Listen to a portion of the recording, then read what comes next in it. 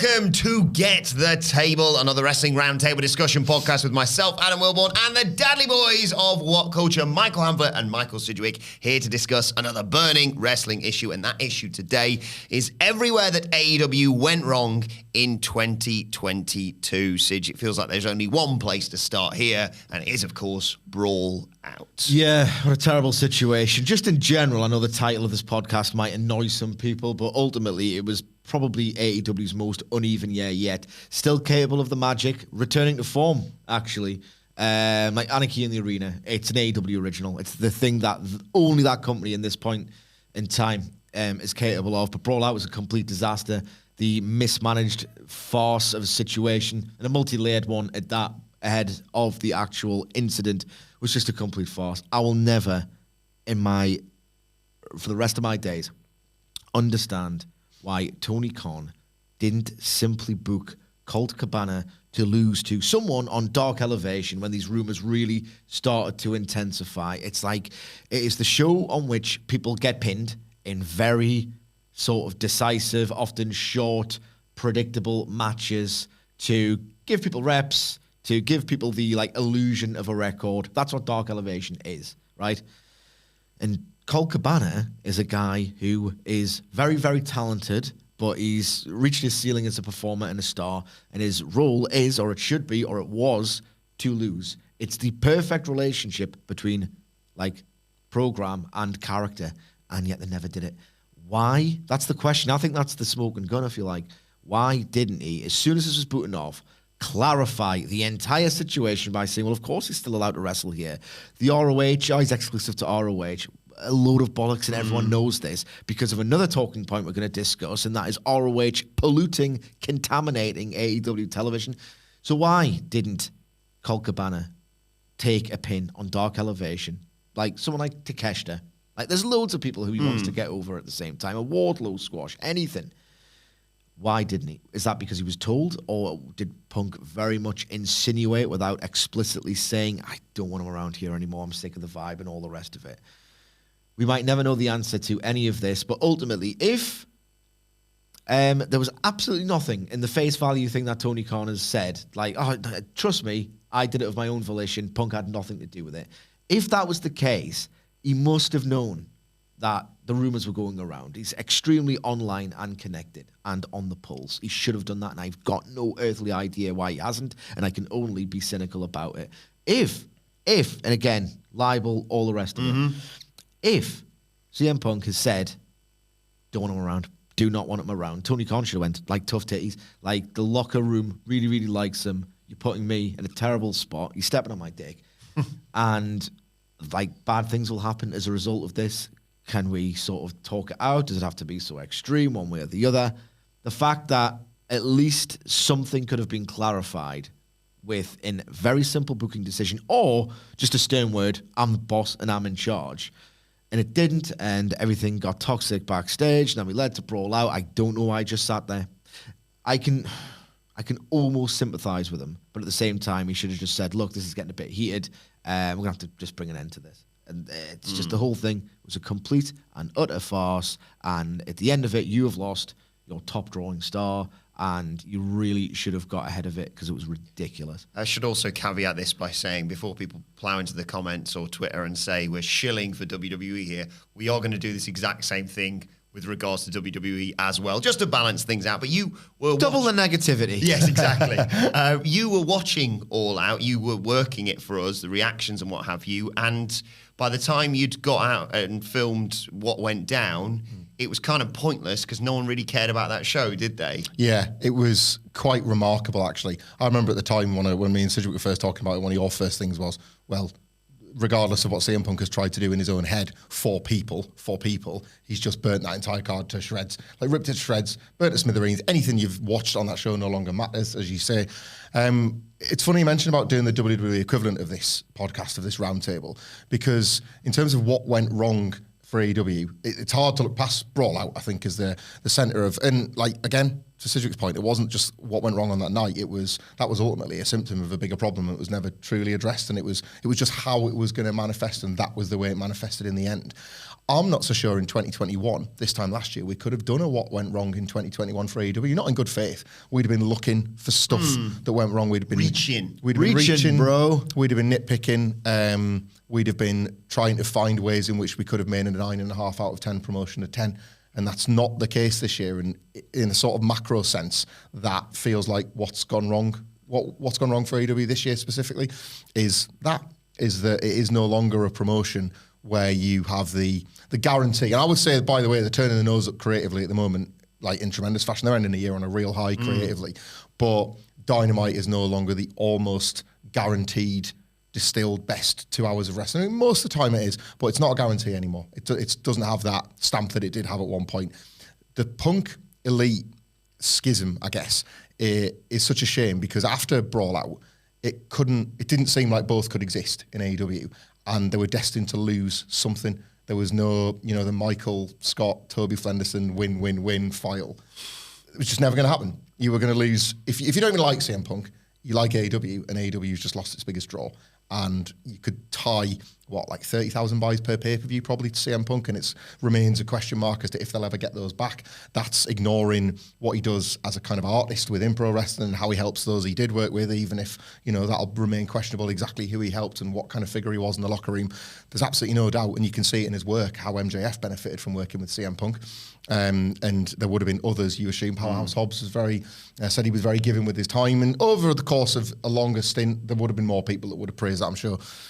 Or you were going to lose the Elite, and the immediate absence of them seemed to just create this cloud over the show and this realization that they are their fans certainly can't really watch AEW the same way without them being a part of it. Cody leaving felt different all of a sudden when Kenny and the Young Bucks were there, and Page, I guess, as well, Hangman Page, not featuring as much. It suddenly felt like, this just simply isn't AEW. So the idea of having to pick one side or the other was going to leave the damage, and we're living with that damage now, even if long-term AEW won't miss Punk from an in-ring point. They will get over, every wrestler leaves, every wrestler moves on. You will always get over these things. But I think we're just still living with the damage of a fan base that maybe doesn't feel as connected. It's these intangibles. It's a relationship that you build with a product and with a brand. And WWE have got that, from all of this history. There'll be people like myself, I guess, that will stick with it in spite of itself so often. And AEW have created that, but it's just felt like that's frayed a little this year because ultimately the audience they were building was a very discerning one. And a discerning audience wants a steady maintenance of quality all the time. And this wasn't the year where they kind of didn't feel like AEW were upholding their end of the bargain as much as a creative force this year. Sige mentioned Ring of Honor, and we will get onto that in due course. But even disregarding that for a second, I feel like a bit of a broken record talking about Tony Khan signing too many people. As I said, not mentioning ROH. And I'm a hypocrite as well, because we're going to sit here probably in a few weeks and say, great to see Mercedes Moné potentially becoming all elite.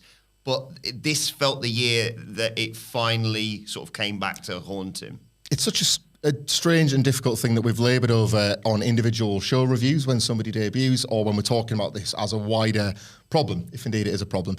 Every now and then a wrestler will get released, or a wrestler will make themselves available, and individually, case by case, I would say 7 or 8 times out of 10, you go, I'd sign them.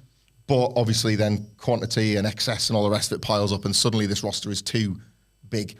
I've said it before, my issue isn't what a lot of people have with, you've just brought these people in completely cold, because I would say most of the time the crowd reacts. So the AEW crowd knows, Excalibur tells you who they are, whatever. There's enough for me, even if some people dare to suggest there's not enough in the way of video package introductions. My issue is, as a fictional television show, there wouldn't be anything else you would watch where new characters come in with such frequency and you are expected to care about them as much as you do these other characters that you've just met. It simply wouldn't work.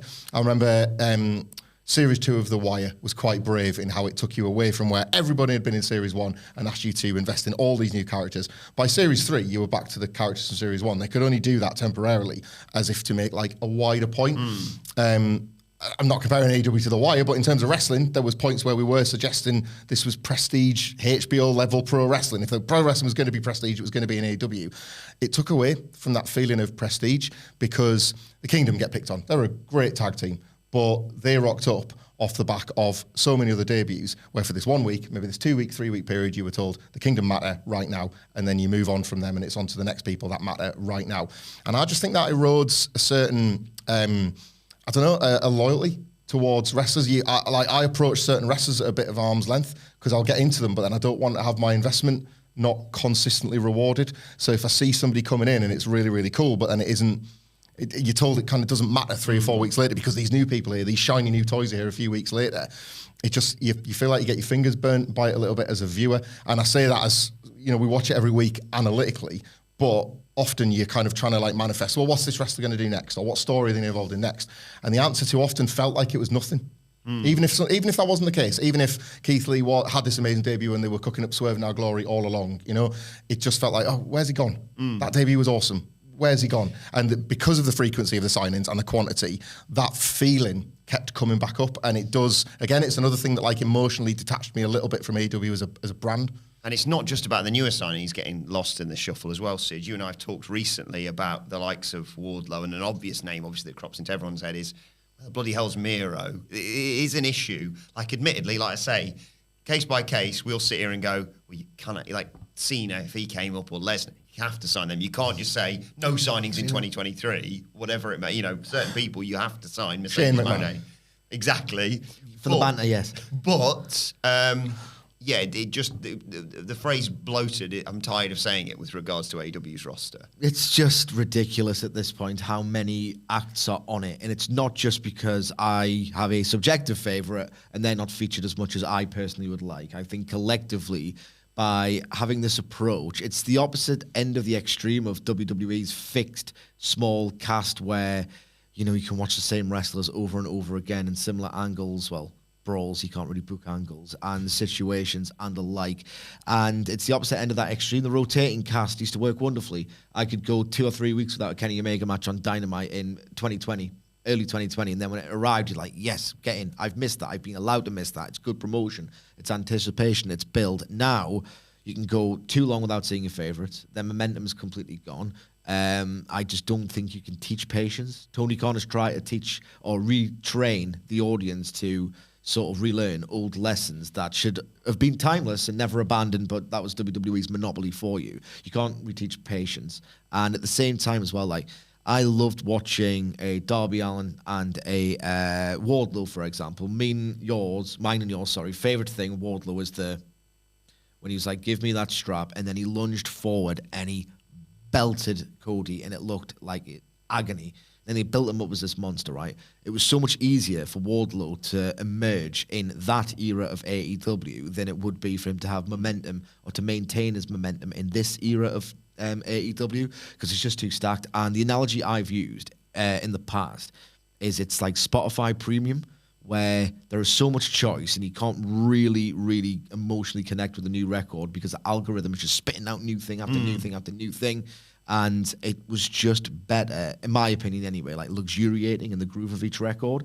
And it's just, it's too out of whack for the amount of stuff that I'm being asked to invest in. It's impossible to invest in that much. And another byproduct is if Wardlow has a bad week or he goes without defending the TNT title and he has a match and it's like, oh, it was good and it was fun, like the Orange Cassidy match, but it wasn't great.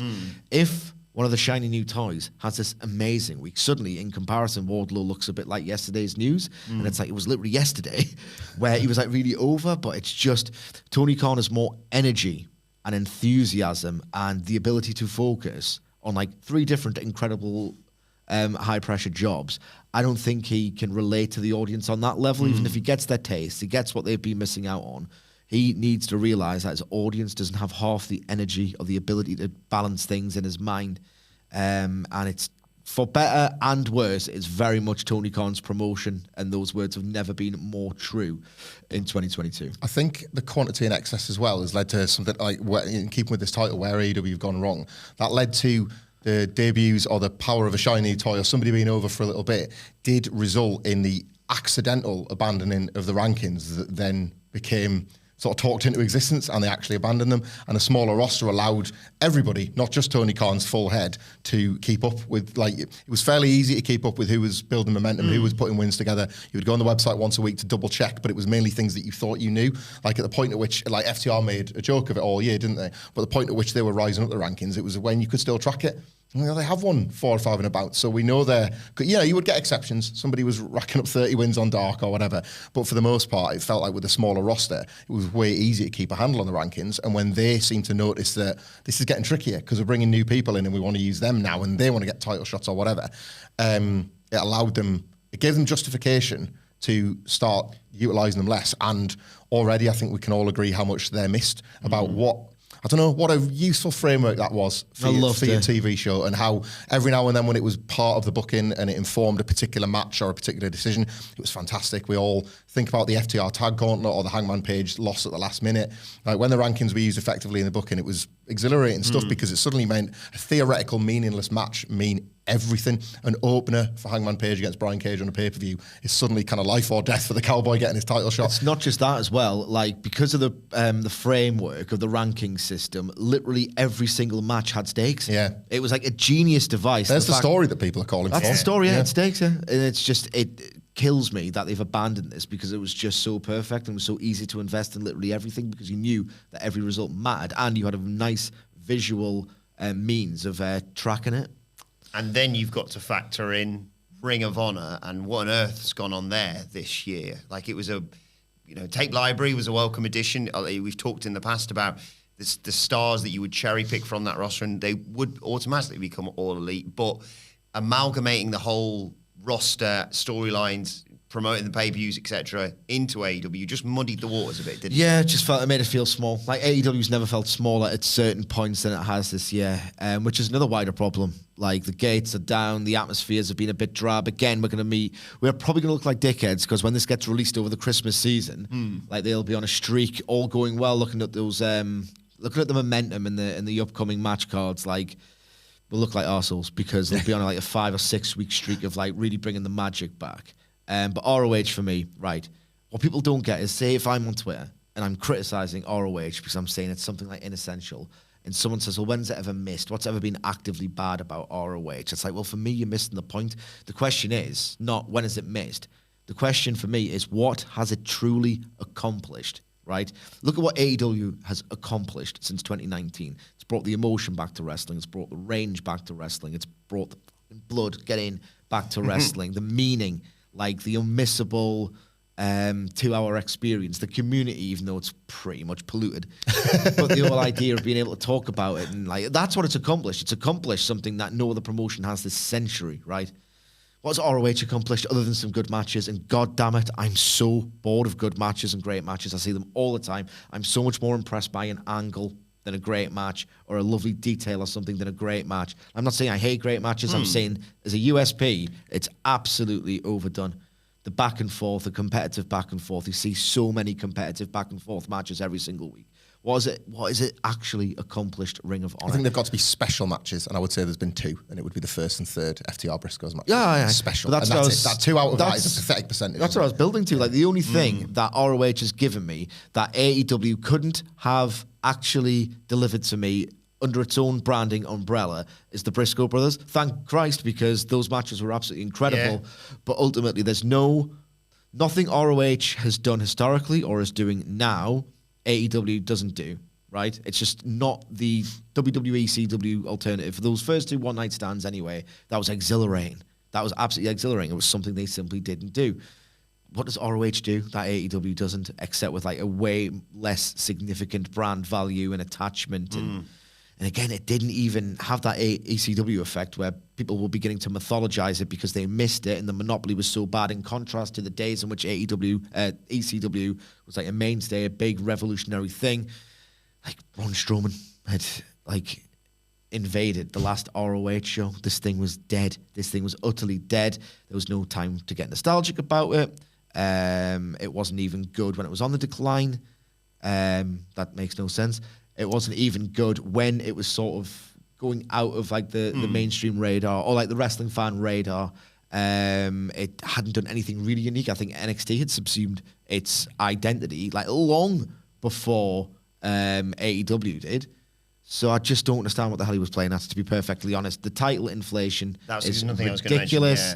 If ROH was like a part of AEW, but it was like an exhilarating, different, unique thing, I would have loved it probably, but it's not those things, and it just made no sense to me why you would try and integrate it, because it's just not a new thing. It's all it's done. It's more excess, and it's just diminished the value of AEW, its titles, and it just made it feel small. Yeah, it's like I say, it's the bloated roster. It's even more titles when people are already annoyed with excess is the word. It's the one word that describes AEW's 2022 and what's ruined it. Excess. Because dealing with all that as well meant that they weren't dealing with the issues with interim titles and things like that, and the issues that they had around. Right, is Tony Storm the champion, or is Thunder Rosa the champion? And when are we going to get Tony? When are we going to get Thunder Rosa back, etc., etc.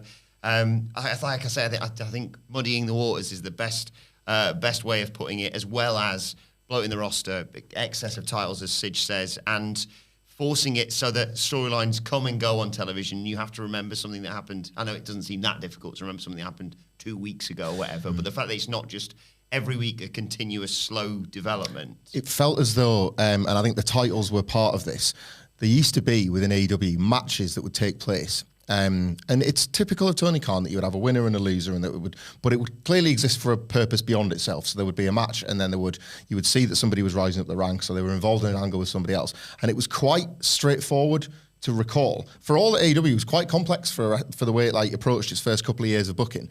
It was quite straightforward if you just stopped for a second to remember who was feuding with who and how relationships were forming, and you would see not necessarily stables coming together, but friendships. So you could believe that these people hung out off screen, and as a result, so-and-so is an ally of so-and-so, so that's why they're fighting each other, and that might trigger a little kick-off over there. The titles, in particular, seem to do away with that.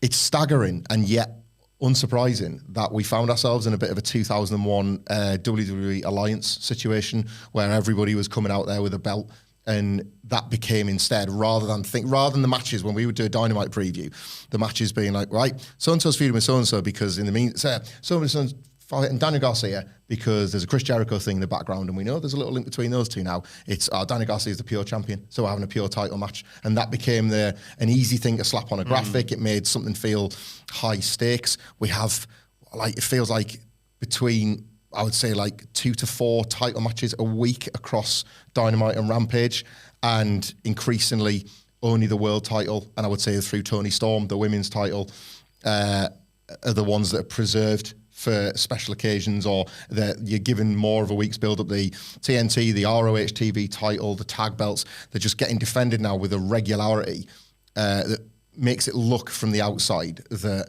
does this Dynamite need a bit of juice? Or slap a title match on it? That's just bad practice. That's fundamentally bad practice, because it's poor use of your belts. You're using your belts to elevate something rather than the belts themselves being put on this pedestal. They just don't feel like the prize they used. So I can't imagine now the days when you had something with the heft of Brody Lee and Cody Rhodes, or Cody Rhodes and Darby Allin for that TNT title. We are so far, with that belt specifically, but we are so far removed from that. And the contrast of that era versus kind of the TNT's road to ruin, which was the Scorpio Sky, Sammy Guevara stuff, they feel like different promotions talking about those title switches. And it was another thing of we were crying out for trios championships for so long. Thankfully, we finally got them, and we're very much enjoying what's going on with them right now. Well, it's so devastating when they're like, here's 6 new titles, mainly obviously from Ring of Honor or whatever, and here's a new AEW title, the All Atlantic, and you're like, that's great, but that's not what I was hoping for. No, I didn't think it was great at all. But in terms, we've talked about a lot of overarching stuff with AEW here. As we bring this to a close, one of the things you had an issue with specifically, Hamflet, was the feud between Chris Jericho and Eddie Kingston and how that went. Yeah, you could lump excess into this as well, because it went on too long, but it got to the point where they seemed so stubborn about I say they, I don't know whether I'm talking about Tony Khan, about Chris Jericho, about a combination of the two, but they seemed incredibly stubborn that Jericho, it's like Hogan must pose in the 80s, Jericho must get his by the end. So you have this absolutely fabulous, committed match at Revolution that books Eddie Kingston with such conviction that everything we've said about him being this unlikely world champion feels like it's about to come true. Wow, so he's just beaten Jericho, he's facilitating a heel turn for Chris Jericho, which is going to be big for him, but now Kingston moves on. Again, in the rankings world, Kingston would move onwards and upwards. Instead, what happened was he got kind of enslaved by his program. Anarchy in the Arena was a masterpiece, a new genre invented, like seemingly out of nowhere, because it was just an arena-wide brawl that they pitched perfectly, and Kingston was the right guy at the right time with the right petrol can. But after the fact, and we were just like revisiting Barbed Wire Everywhere in the office before this, the rate of the decline was shocking, quite honestly, in terms of the work, in terms of how Eddie Kingston's momentum just completely stalled. And he's so awesome that he's pulled himself back out. He can do it with one promo. He can pull himself back out with a hole, but he shouldn't have been putting it in the first place. Like promotional malpractice to leave Eddie Kingston in such a state after that Chris Jericho thing. And the fact that it all fed in to a Blackpool Combat Club Jericho Appreciation Society feud that has now become the shorthand for Christ, wrap it up, AEW. Like there's always one of those in AEW at any given point, but that feud in particular being the wrap it up one, when we were initially so excited about the idea of the Wheeler Utahs and the Daniel Garcias being the wrestlers, and the Jake Hager's being this idiot now with a hat, to where we are now. It just seems it seems inconceivable that a 2021 or 2020 especially AEW could fumble it like they did with Kingston especially. It's why I'm a bit of a cynic with Chris Jericho. We're recording this in the week where we've just seen this awesome action Andretti thing, and yet rooted in my mind is this feeling like, are you going to help Ricky Starks or hinder him when this program kicks off? I just don't know, because it didn't go well with Kingston. One of your final issues with AEW this year, Sid, is AEW Rampage. It's such a disappointment this year. I'm sick of it. Absolutely sick of it. Previewing it is part of my job, right? Would I watch Rampage if I didn't have this job? And I'm so blessed and lucky to have it. And I worked hard for it. But would I watch it? I would certainly be watching AEW Dynamite. Yes. I think it's great. I think it's absolutely fantastic. It's been my favourite wrestling promotion, not named New Japan Pro Wrestling, of my entire adult fandom. Rampage is just, you know who's winning every single match. There's only one match at best that you know is going to be really, really good. They don't care about it. It's mutually apathetic at this point. It almost feels like sabotage. Like some of the cards we got over the summer, I don't know what the hell they were thinking there. Absolutely no idea. Not good enough, because when AEW launched, and the thing is, if they can ask me to invest in someone like MJF's entire AEW career as one arc, and the Elite Saga as an arc, if they entrust me to remember that, I'm almost certainly going to remember and hold them account to certain things they said in their messaging at the start of the promotion's life. Like, obviously, I'm not going to hold them to a experimental idea that they probably realized wasn't going to work, like tracking the effectiveness of finishers and like body part damage and how that's going to inform a wrestler's performance in the next match. That was ultimately probably a little bit too dry and complex and experimental. So I'm not exactly going to say, oh, idiots, you should have done that. You promised me that. Wasn't going to work right. But I should be allowed to remember and hold to account the idea that they said when they launched, look, we know part of the problem with WWE is that they once said, George Barrios, I think it was, but I'm not absolutely 1,000,000% sure. We have learned that our fans will consume any content that we throw at them, and we are therefore going to super serve it like it's a big bloody extra large fries for these fat heads who like to watch WWE, and we don't care about them. We don't care about any art. I would say it to my face, but you are. So yeah, I know you're more of a square head than a fat head. And they literally said, these fat arseholes will just eat anything, any old WWE slop. Right, and AEW was like, well, no, that's the worst way to do it. 2 hours a week, even that's like pretty long on bad shows. 4 pay-per-views a year. We want it elusive. We want a premium, how it should be, basically. So we're doing an hour of content on Rampage every Friday. Like, why am I watching it? I'm watching you get a better rights feed, probably. I'm not watching this exhilarating, must-see, dramatic, well thought out professional wrestling program about 80% of the time at this point. It started off so well as well. Yeah, it was awesome. Now it's content. Now it's just content, and I can't be arsed. Like, there's certain times when I'm waking up on a Saturday and thinking, right, okay, I'm not going to set my alarm for this to preempt my kids waking up. They can just wake me up, as they do every Saturday, like 7 o'clock. I'm not getting up at 6 to watch this. I'll wait until Saturday night. Oh, hang on, I've got a better use for my time. I want to play this game, or I'm going out, or I'm touching grace, or, I'll wait till Sunday. Sunday night, the World Cup's on. I'm obviously going to watch the World Cup. Monday morning, I'll just get up early before I have to do the podcast. So if I'm saying that in my professional duties, what are the fans thinking? And they're thinking, looking at those ratings, disastrous at times, I'm not going to watch this meaningless content. Rampage. Well, let us know your thoughts on everywhere AEW went wrong in 2022. And as I said, we will be doing the exact same thing for WWE, so make sure you check that out on the channel. Sure, that will help the accusations of bias. Or on What Culture Wrestling, wherever you get Most your of you are podcasts great. from. You can let us know your thoughts as well, not only in the comment section, but also on Twitter at WhatCultureWW, where you can also follow all three of us. You can follow Michael Hamflett at Michael Hamflett. Follow Michael Sidgwick at M. Sidgwick. Follow me at Adam Wilborn. Follow us all at What Culture WWE, as I said. But for now, this has been Get the Table. My thanks to the Dadley Boys. Thank you for joining us, and we will see you soon.